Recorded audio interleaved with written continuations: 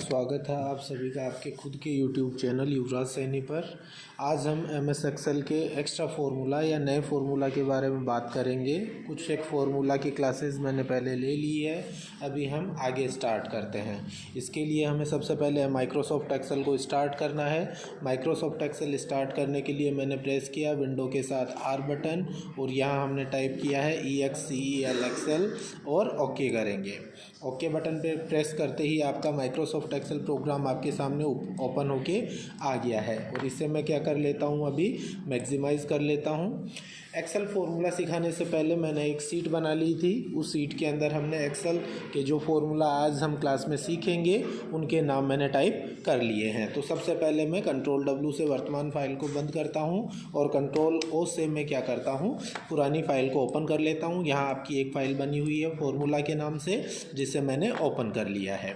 आज के जो फार्मूला हैं वो फार्मूला की लिस्ट मैंने यहाँ पे बना रखी है कि हम कौन कौन से फार्मूला आज सीख के चलेंगे। इनमें पहला फार्मूला आपके सामने आ रहा है फाइंड मिनिमम वैल्यू के लिए, और फार्मूला का नाम है MIN फार्मूला। फार्मूला का नाम है MIN माइन फार्मूला, जिसमें हम क्या करेंगे, जो भी सेल रेंज सेलेक्ट करेंगे उसमें सबसे मिनिमम वैल्यू कौन सी है उसके बारे में बात करेंगे।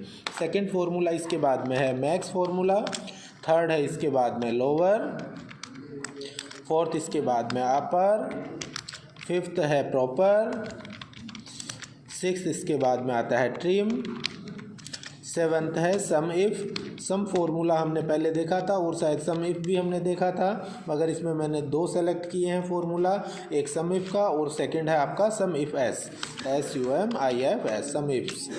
ठीक है, इसी हिसाब से काउंट भी मैंने पहले बताया था। अभी हम ले रहे हैं काउंट इफ और काउंट इफ्स। ठीक है, तो पहला हम ले रहे हैं count if COUNTIF count if का, और दूसरा इसके बाद में आएगा आपका count ifs COUNTIFS count if और काउंट इफ्स का फॉर्मूला हम लेके चलेंगे। अब ये फार्मूला के लिए मैंने एक एग्जांपल शीट यहाँ सेट की है। सबसे पहला मैंने फार्मूला आपको बताया है कि हम मिनिमम वैल्यू कैसे निकालेंगे। मिनिमम वैल्यू निकालने के लिए एग्जांपल शीट में आता हूँ। एग्जांपल शीट मैंने ली है स्टूडेंट्स के मार्कशीट की, और इसमें कुछ एक बच्चों के मैंने नाम टाइप किए हैं और उनके हिंदी के मार्क्स मैंने यहाँ टाइप किए हैं। सबसे पहले फाइंड आउट हम इसमें करते हैं मिनिमम वैल्यू कैसे निकालेंगे।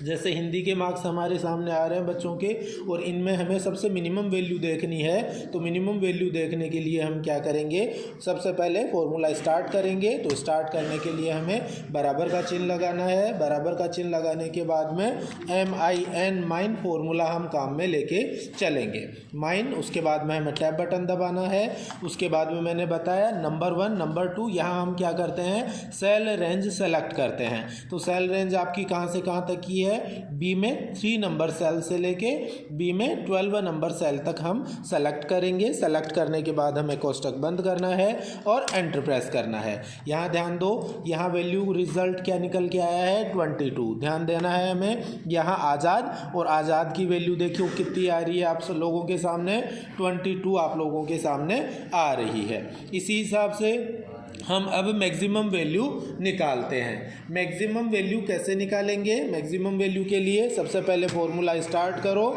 बराबर का चिन्ह, बराबर का चिन्ह के बाद में मैक्स अपने को फार्मूला लगाना है और टैब बटन स्टार्ट करेंगे। मैक्स टैब बटन दबाया, आपका फार्मूला स्टार्ट हो गया है। इसके बाद में हमें वापस सेल रेंज सेलेक्ट करनी है, कोष्टक बंद करना है और एंटर प्रेस करना है। यहाँ मैक्सिमम वैल्यू कितनी दिखा रहा है, 99, जो किसकी है, ध्यान दो, राहुल वर्मा की जो रिजल्ट वैल्यू है या हिंदी के मार्क्स हैं वो 99 है। 99 से कम देखें तो वो है 92। तो अभी हमने निकाला है मिनिमम वैल्यू और मैक्सिमम वैल्यू। इसके बाद में हम बात करते हैं upper case, lower case, proper case और ट्रिम के बारे में। अपर केस का मतलब मैं पहले बता चुका हूँ कि अगर आपके द्वारा कोई टेक्स्ट स्मॉल लेटर में लिखा गया है और उसे अपर केस में आप बदलना चाह रहे हो या कैपिटल लेटर्स में बदलना चाह रहे हो, तो उसके लिए फॉर्मूला आपको काम में लेना है अपर। MS वर्ड की तरह माइक्रोसॉफ्ट एक्सेल के अंदर हमें किसी भी टेक्स्ट को या सेल को सेलेक्ट करके उसे अपर या लोअर चेंज करने के लिए कोई कमांड नहीं मिलती है। इसके लिए हमें कौन सा फॉर्मूला काम में लेना है, अपर फॉर्मूला। तो एक तो तरीका है, आप फॉर्मूलाज में आओ, यहाँ फॉर्मूला के अंदर फंक्शन लाइब्रेरी जिसमें हम टेक्स्ट में आएंगे और टेक्स्ट फंक्शंस के अंदर आपका आ रहा है अपर फॉर्मूला। अपर फॉर्मूला अपने को मिलेगा, ये लोअर फॉर्मूला आ रहा है, ये आ रहा है आपका प्रॉपर फॉर्मूला। इसी हिसाब से अपर यू पे हमें देखना है, ये हमारे सामने अपर फॉर्मूला आ रहा है। या तो यहाँ से सेलेक्ट करेंगे, मैंने जैसे सेलेक्ट किया अपर तो आपके सामने फॉर्मूला लगा हुआ आ गया है बराबर UPPER और कोष्टक या ब्रैकेट स्टार्ट हो गया है, जो आप मैनुअली भी टाइप कर सकते हो। उसके बाद में आपको यहाँ टेक्स्ट रेंज देनी है, तो ऐसे में हमें टेक्स्ट टाइप करना नहीं है, हमें उस सेल का नाम या वो सेल हमें सेलेक्ट करना है जिसके टेक्स्ट को हम अपर केस में चेंज करना चाहते हैं। तो यहाँ आपको थोड़ा ध्यान देना है, मैंने कुछ स्टूडेंट्स के नाम लिखे हैं कैपिटल लेटर्स में, कुछ स्टूडेंट्स के नाम लिखे हैं लोअर केस में। तो ऐसे में हम सभी को अपर केस, सभी को लोअर केस और सभी को प्रॉपर केस में चेंज करके देखते हैं। तो अभी टेक्स्ट वैल्यू में मुझे कौन सी लेनी है, मुझे लेना है A2 मैंने टेक्स्ट वैल्यू सेलेक्ट की और उसके बाद में ओके किया। ओके करते ही देखो नेम ऑफ स्टूडेंट आपका कैपिटल लेटर्स में आ गया है, परंतु पहले भी ध्यान दो आपका पहले से नेम ऑफ स्टूडेंट किस में आ रहा है, कैपिटल लेटर्स में आ रहा है। तो ऐसे में हम बाकी को देख लेते हैं कि भाई बाकी अपने कैपिटल लेटर्स में या अपर केस में आते हैं या नहीं आते हैं। तो ऐसे में मैंने सेल को सेलेक्ट किया, अपने रिजल्ट वाले सेल को जहां हमने अपर किया है वही डॉट पॉइंट पे आएंगे और पकड़ के सेल वैल्यूज़ को खींच लेंगे। जैसे ही खींचा देखो पहले से जो अपर हैं वो तो ऑलरेडी अपर हैं और बाद में भी अपर केस में ही आ रहे हैं या कैपिटल लेटर्स में आ रहे हैं, परंतु बाद में सचिन कुमार से लेके कमल कुमार तक का आपका जो डेटा है वो स्मॉल लेटर्स में था, जो अब चेंज होके किस में आ गया है, कैपिटल लेटर्स में आ गया है। तो पहला फॉर्मूला हमने लगाया है अपर फॉर्मूला। इसके बाद में सेकंड फॉर्मूला के बारे में बात करते हैं। सेकंड फॉर्मूला है आपका लोअर केस में चेंज कैसे करेंगे। अब लोअर केस में चेंज करने के लिए या तो आप फॉर्मूला में जाके टेक्स्ट और टेक्स्ट में हम सेलेक्ट कर लेंगे लोअर, या मैनुअली भी हम टाइप कर सकते हैं। मैनुअली के लिए बराबर LOWER लोअर फॉर्मूला और टैब बटन हम दबाएंगे। बाद में आपको यहाँ टेक्स्ट सेलेक्ट करना है, तो टेक्स्ट है आपका नेम ऑफ स्टूडेंट। तो मैंने बताया हमें क्या सेलेक्ट करना है, उस सेल को सेलेक्ट करना है जिस सेल का टेक्स्ट आप लोअर केस में चेंज करना चाहते हो। लास्ट में हमें कोष्टक को बंद करना है और एंटर प्रेस करना है। अभी देखो नेम ऑफ स्टूडेंट आपका स्मॉल लेटर्स में आ गया है। अब प्रॉपर वे में सभी को हमें स्मॉल लेटर में चेंज करना है, तो वही डॉट पॉइंट से पकड़ेंगे और इसे ड्रैग कर लेंगे। यहाँ आपको ध्यान देना है कि जो अपर केस में वैल्यूज़ थी वो आपकी स्मॉल लेटर्स में या लोअर केस में आ गई है, और साथ में जो पहले से लोअर केस में थी वो वैल्यूज़ या वो टेक्स्ट भी आपके किस में आ गए हैं, लोअर केस में आ गए हैं। तीसरा इसके बाद में हम करते हैं प्रॉपर केस की बात। प्रॉपर केस में क्या होता है, प्रॉपर केस होता है अपना सेंटेंस केस। और सेंटेंस केस क्या होता है, जिसमें आपका पहला अक्षर, जो भी शब्द अक्षर या वाक्य लिखा है उसका पहला अक्षर आपका कैपिटल लेटर्स में आएगा और बाकी सारे अक्षर किस में आएंगे, स्मॉल लेटर्स में आएंगे। तो इसके लिए हमें लिखना है, या तो हम मैनुअली टाइप करेंगे या वापस हमें टेक्स्ट में आना है, और टेक्स्ट में आपके सामने फॉर्मूला आ रहा है प्रॉपर। मैंने क्लिक किया जैसे यहाँ पे प्रॉपर पे, उसके बाद में हमसे वही फॉर्मूला देखो पीछे की तरफ आ गया बराबर PROPER और आपका ब्रैकेट स्टार्ट हो गया है। ब्रैकेट स्टार्ट होने के बाद में आपको यहाँ टेक्स्ट वैल्यू सेलेक्ट करनी है, तो वही मैं ले लेता हूँ जैसे name of student, cell number A2 मैंने टाइप किया या सेलेक्ट किया है और ओके करेंगे। ओके करते ही यहाँ आपको ध्यान देना है कि जो आपने मैटर लिख रखा है नेम ऑफ स्टूडेंट, उसमें नेम आपका जो पहला शब्द है नेम, उसमें N कैपिटल आ गया है, दूसरा ऑफ में O कैपिटल आ गया और स्टूडेंट में S कैपिटल आ गया है। वही डॉट पॉइंट को पकड़ के खींच लो, सभी प्रॉपर वे में आपके सामने आ गए हैं। देखो मोहित में M बड़ा है, नंशु में N बड़ा है, रवि में R बड़ा है, सचिन कुमार में S और K बड़ा है। तो उसके लिए हम फॉर्मूला काम में लेते हैं प्रॉपर फॉर्मूला। अब बात आती है अपने ट्रिम की। ट्रिम से पहले मैं एक फॉर्मूला आपको और बताऊंगा। फॉर्मूला आपका है टेक्स्ट लेंथ के लिए। किसके लिए है? टेक्स्ट और टेक्स्ट की लेंथ के लिए। लेंथ का मतलब हमें पता चलेगा कि आपका जो टेक्स्ट सेल में लिखा है उस टेक्स्ट की लंबाई कितनी है। जैसे इसके लिए मैंने 11th फॉर्मूला यहाँ टाइप कर लिया है, ठीक है, LEN फॉर्मूला। LEN फॉर्मूला जैसे मैंने टाइप कर लिया है। होम रिबन बार में आके मर्जेंट सेंटर कर लिया है। ये वाला मैंने फॉर्मेट पेंटर करके लेंथ में लगा दिया है और सेम ये वाला मुझे फॉर्मेट पेंटर करके यहाँ मैं जैसे लगा देता हूँ, ठीक है। तो अब लेंथ फॉर्मूला से हमें क्या पता चलता है? टेक्स्ट की लंबाई का पता चलेगा। तो मैंने यहाँ एक और फॉर्मूला लगा दिया है LEN, लेंथ फॉर्मूला। ट्रिम हम बाद में निकालेंगे, उससे पहले हम लेंथ ज्ञात करेंगे अक्षर की। जैसे नेम ऑफ स्टूडेंट मैंने टाइप किया है, इसमें मैं थोड़ा सा चेंजेस कर देता हूँ। नेम के पहले मैंने जैसे 2-3 स्पेस दे दिए हैं और स्टूडेंट के बाद में 2-3 स्पेस दे दिए हैं, ठीक है। अभी मैं क्या कर रहा हूँ? लेंथ ज्ञात कर रहा हूँ। तो बराबर LEN लेंथ, टैब बटन में दबाऊंगा। इसके बाद में मुझे टेक्स्ट सेलेक्ट करना है, तो टेक्स्ट के लिए मैंने टेक्स्ट सेल सेलेक्ट कर लिया है A2 और कोष्टक बंद करके एंटर प्रेस कर रहे हैं। अभी आपकी देखो टेक्स्ट की लेंथ क्या है A2 की? 21। काउंट करते हैं हम 1 2 3 4 एक स्पेस 5 6 7 एक स्पेस 8 9 10 11 12 13 14 और 15। हमारी टेक्स्ट लेंथ है 15, परंतु यहाँ पे दिखा रहा है 21। क्यों दिखा रहा है? क्योंकि हमने नेम से पहले स्पेस दे दिए हैं और स्टूडेंट के बाद में हमने स्पेस दे दिए हैं। तो ऐसे में हमें पता नहीं चल रहा है कि भाई हमने स्पेस दिए हैं या नहीं दिए हैं। तो ऐसे में आपका जो ट्रिम फॉर्मूला है ये काम करता है टेक्स्ट के पहले और बाद में जो भी एक्स्ट्रा स्पेसेस वगैरह लगाए हुए हैं उनको ट्रिम करने या हटाने के लिए। तो हम ट्रिम कैसे करेंगे? उसके लिए या तो आप फॉर्मूला में आओ, टेक्स्ट और टेक्स्ट को ट्रिम कर लो, टेक्स्ट को ट्रिम कर लो, या फिर आप सीधा फॉर्मूला मैनुअली टाइप कर सकते हो। बराबर TRIM, ट्रिम। कोष्टक स्टार्ट करेंगे। कोष्टक स्टार्ट करने के बाद में आपका टेक्स्ट सेलेक्ट करो, नेम ऑफ स्टूडेंट या सेल वैल्यू, और कोष्टक बंद करके एंटर प्रेस करेंगे। अभी जैसे यहाँ मैंने ट्रिम कर दिया है, परंतु हमें कुछ पता नहीं चलेगा कि क्या हुआ या क्या नहीं हुआ। तो ऐसे में इसकी मैं दोबारा लेंथ ज्ञात कर लेता हूँ, ठीक है। तो लेंथ में जैसे यहाँ ज्ञात करता हूँ, बराबर LEN लेन, टैब बटन दबाया। अब हमें क्या करना है? टेक्स्ट वैल्यू ये न सेलेक्ट करके ये वाली टेक्स्ट वैल्यू हम सेलेक्ट करेंगे। तो ऐसे में मैंने ये टेक्स्ट वैल्यू सेलेक्ट की और कोष्टक बंद करके एंटर प्रेस कर रहा हूँ। देखो अभी यहाँ पे सेपरेट टेक्स्ट कितने लिखे हुए हैं? 15, और यहाँ पे 21। ध्यान देना है, यहाँ हमने क्या किया था? नेम से पहले और स्टूडेंट के बाद में एक्स्ट्रा स्पेस छोड़ा था। तो ऐसे में ट्रिम फॉर्मूला जो है वो क्या काम करता है? आपके टेक्स्ट जो लिखा है, सेल में टेक्स्ट लिखा है, उस सेल के अंदर एक्स्ट्रा स्पेस कहीं भी लगा हुआ होगा तो उसको हटा के दिखा देगा। अब बाकी सभी स्टूडेंट्स के नाम है, उनको भी मैं क्या कर लेता हूँ, यहाँ ट्रिम की सहायता से साथ ले लेता हूँ। लेंथ हम ज्ञात कर लेते हैं, बाकी सबकी लेंथ प्रॉपर आएगी।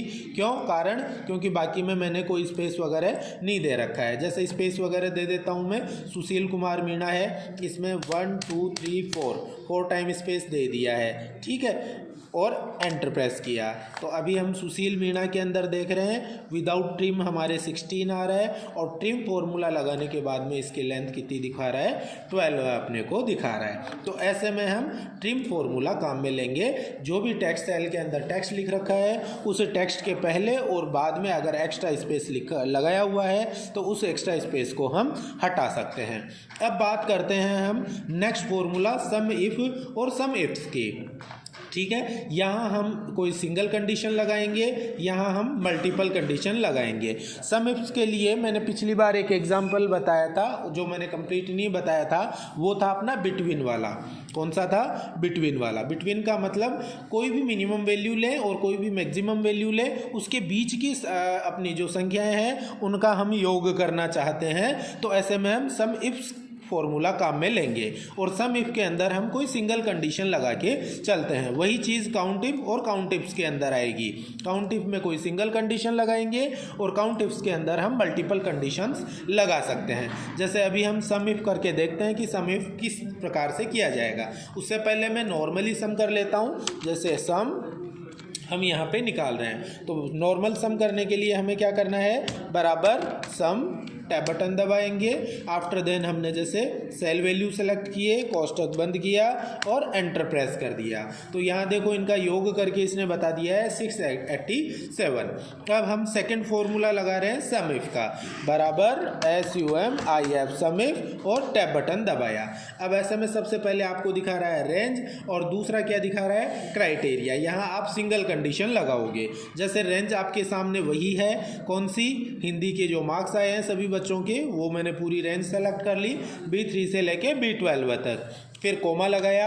अब क्राइटेरिया पूछ रहा है, क्राइटेरिया के अंदर हम कोई एक कंडीशन देंगे। कंडीशन दे देते हैं कि जैसे 50 से ऊपर वाली संख्याओं का हम क्या करना चाह रहे हैं, योग करना चाहते हैं। तो ऐसे में मैंने क्या किया, इन्वर्टेड कोमा के अंदर दे दिया ग्रेटर देन 50।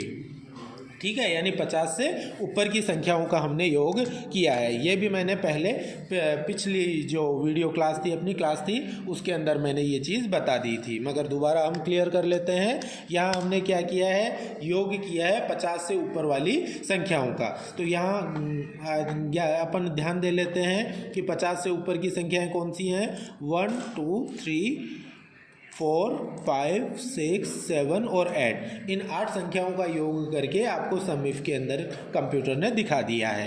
अब तीसरा हम बात करते हैं सम इफ्स के बारे में। मैंने सम इफ्स के अंदर बताया कि सम इफ के अंदर तो हम कोई सिंगल कंडीशन लगाते हैं और सम इफ में हम मल्टीपल कंडीशंस लगा के चलेंगे। तो इसके लिए मैं एग्जांपल ले लेता हूँ यहाँ पे कि हमें क्या करना है, 40 से लेके मिनिमम वैल्यू अपनी 40 है और मैक्सिमम वैल्यू अपनी 80 है। यानी कम से कम 40 से ज़्यादा होने चाहिए और 80 से कम होने चाहिए। उनके बीच के क्राइटेरिया का हमें क्या करना है, योग करना है।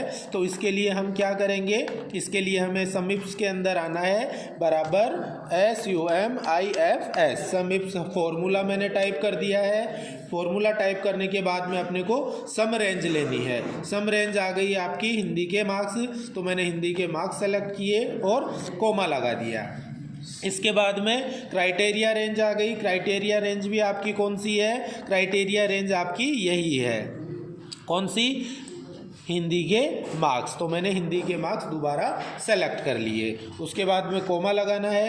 अब आपकी कंडीशन या क्राइटेरिया क्या है, तो क्राइटेरिया और कंडीशन है इन्वर्टेड कोमा के अंदर दो, हम 40 से बड़े, 40 जो है 40 से बड़े वाले जो अपने वैल्यू हैं उनकी आप क्या करना चाह रहे हो, योग करना चाह रहे हो। तो ऐसे में क्राइटेरिया आ गया आपका ग्रेटर देन का। ग्रेटर देन हमें लगाना है। ग्रेटर देन के बाद में एंड के बाद में अपनी मिनिमम वैल्यू कौन सी है, 40। तो 40 को मैंने सेलेक्ट कर लिया। पहली कंडीशन आपने कंप्लीट लगा दी है। क्राइटेरिया फर्स्ट आ गया कि ग्रेटर देन 40 यानी 40 से बड़ी आपकी होनी चाहिए। उसके बाद में कोमा लगाओ।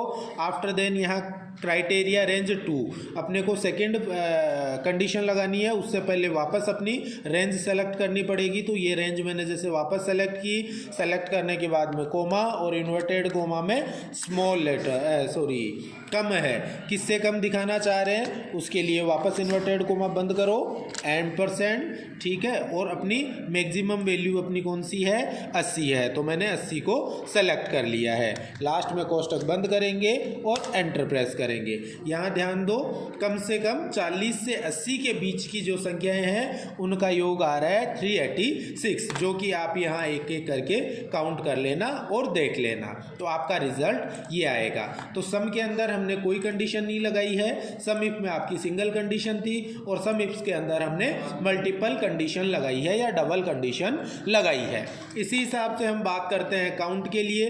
तो एक नॉर्मल काउंट फॉर्मूला जो है वो कैसे काम करेगा, COUNT। नॉर्मल काउंट फॉर्मूला मैं पहले बता चुका हूँ, दोबारा निकाल लेते हैं। बराबर COUNT काउंट, टैब बटन हम दबाएंगे। इसके बाद में हमें उन सेल्स को सेलेक्ट करना है जिनकी वैल्यू को हमें काउंट करना है। कोष्ठक बंद करके एंटर प्रेस करेंगे। देखो देखिए यहाँ काउंट करके बता दिया कि ये कितनी वैल्यू हैं, 10 वैल्यू हैं। इसके बाद में हम आ जाते हैं काउंट इफ। काउंट इफ में मैंने बताया कि यहाँ आप क्या करते हो, कोई कंडीशन लगाते हो, सिंगल कंडीशन की बात हो रही है। सिंगल कंडीशन लगाते हैं बराबर COUNT count IF if, tab button हम दबाएंगे। रेंज हमारी वही रहने वाली है, हिंदी के मार्क्स मैंने ले लिए और कोमा लगाया। इसके बाद में क्राइटेरिया। क्राइटेरिया का मतलब हम क्या काउंट करना चाह रहे हैं। तो क्राइटेरिया है, मान के चलो अपना क्राइटेरिया आ गया, अपने को काउंट करना है 22 कि 22 कहाँ कहाँ लिखे हुए हैं। तो मैंने जैसे इसमें टाइप कर दिया 22 और कोष्टक बंद किया और एंटर प्रेस करेंगे। तो यहाँ देखो कंडीशन 1 लगाई और कंडीशन का रिजल्ट जो निकल के आया है वो है 1, यानी 22 आपने पूरा इनमें कहाँ कहाँ लिख रखा है, एक जगह लिख रखा है। थोड़ा सा मैं चेंजेस करता हूँ, जैसे 44 की जगह भी मैंने 22 कर दिया है और एंटर प्रेस किया। अब जैसे ही हमने 22 यहाँ टाइप किया, देखो काउंट ऑफ इफ़ जो आपका फॉर्मूला है वहाँ रिजल्ट निकल के क्या आ गया है 2, यानी कि 22 हमने कहाँ कहाँ लिख रखा है, 2 जगह। पहला हमने सुशील मीना के लिए लिख रखा है और दूसरा आज़ाद के लिए हमने 22 लिख रखा है। अब बात करते हैं इसके बाद में आज के आखिरी फॉर्मूला की, और आखिरी फॉर्मूला है आपका काउंट इफ्स फॉर्मूला। और मैंने क्या बताया, इसमें आप क्या कर सकते हो, मल्टीपल कंडीशंस लगा सकते हो। जैसे सम इफ में हमने मल्टीपल कंडीशन लगाई, वैसे ही यहाँ भी हम मल्टीपल कंडीशन लगा लेते हैं कि हमें काउंट करना है 40 से 80 के बीच में कितनी संख्याएं हैं, उन संख्याओं को काउंट करना है। तो ऐसे में हम लगाएंगे सबसे पहले बराबर COUNTIFS काउंट इफ हम लगाएंगे फॉर्मूला और टैब बटन दबाएंगे। क्राइटेरिया रेंज आपकी कौन सी है, वही हिंदी के अपने मार्क्स हैं जो कि मैंने सेलेक्ट कर लिए और कोमा लगाओ। इसके बाद में हमें क्राइटेरिया लगाना है। क्राइटेरिया अपना क्या है कि वैल्यू बड़ी होनी चाहिए कितने से, 40 से। तो इसके लिए मैंने इन्वर्टेड कोमा चालू किया, ठीक है, और वैल्यू बड़ी होनी चाहिए किससे, सेल वैल्यू से, और इन्वर्टेड कोमा बंद कर दिया है मैंने। फिर कोमा लगाया, वापस आपका क्राइटेरिया रेंज 2, वही सेकंड अपन कंडीशन लगा रहे हैं 80 से छोटे वाली। तो मैंने वापस क्राइटेरिया रेंज सेलेक्ट की, कोमा लगाया, इन्वर्टेड कोमा के अंदर छोटी है किससे, 80 से, और कोष्टक इन्वर्टेड कोमा बंद, कोष्टक बंद किया और एंटर प्रेस किया। यहाँ थोड़ी सी गलती हमसे हुई है, उसे हम चेंज करेंगे। F2 बटन प्रेस किया, वो गलती क्या हुई है वो मैं बताता हूँ। ग्रेटर देन इन्वर्टेड कोमा बंद करो, एम्परसेंड हमें लगाना है, और वैल्यू आपकी कौन सी है 40, क्योंकि मैंने सेल में लिख रखा है, ठीक है, मान हम लेके चल रहे हैं। तो उसके लिए एम्परसेंड और उसके बाद में हमें सेल को सेलेक्ट करना है। पहली कंडीशन लगाई, सेकंड क्राइटेरिया रेंज सेकंड मैंने सेलेक्ट की, ठीक है। उसके बाद में इन्वर्टेड कोमा में सेल वैल्यू छोटी है कितने से, एम्परसेंड, और उसके बाद में हमें ये मैक्सिमम वैल्यू सेलेक्ट करनी है। कोष्टक बंद करेंगे और एंटर प्रेस करेंगे।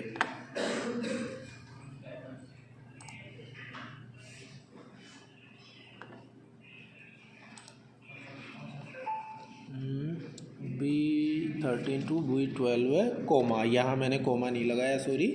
एंटर देते ही यहाँ ध्यान देना है अपने को, मैंने थोड़ी सी गलती कर दी थी। मैंने क्या किया, यहाँ पे कोमा नहीं लगाया। कोमा वगैरह का और इन्वर्टेड कोमास वगैरह का हमें प्रॉपर वे में ध्यान रखना है। तो अभी देखो दोबारा हम फॉर्मूला पे आते हैं। मैंने लिखा बराबर काउंट इफ्स, कोष्टक चालू, B3 से B12 के बीच की वैल्यूज़ हैं जिनकी हम काउंटिंग कर रहे हैं। पहले कोमा लगाया और इन्वर्टेड कोमा में ग्रेटर देन, बड़े के लिए बात कर रहा हूँ मैं, तो बड़ा है एम्परसेंड। एम्परसेंड क्यों लगाया, हम इन्वर्टेड कोमा के अंदर भी लिख सकते थे, इन्वर्टेड कोमा में हमें लिखना पड़ता 40, मगर मैंने यहाँ पे क्या कर रखा है, मिनिमम और मैक्सिमम के लिए, मिनिमम और मैक्सिमम के लिए पहले से क्राइटेरिया सेट कर रखा है। तो ऐसे में हमें इन्वर्टेड कोमा के अंदर ओनली ग्रेटर देन या लेस देन जो भी हमें देना है वो हम देंगे। एम्परसेंड C16 यानी मिनिमम वैल्यू आ गई है आपकी।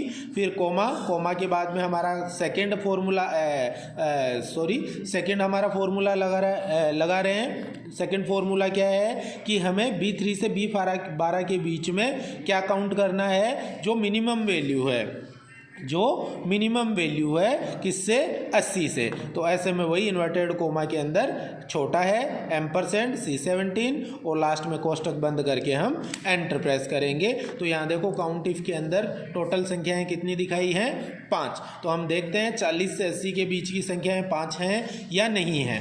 फर्स्ट वैल्यू के बाद में ये सेकंड वैल्यू है, थर्ड वैल्यू है, फोर्थ वैल्यू है और फिफ्थ वैल्यू है। 5 वैल्यूज़ आप लोगों के सामने यहाँ पे आ गई हैं और काउंट इफ में आपका 5 संख्याएं दिखा रहा है।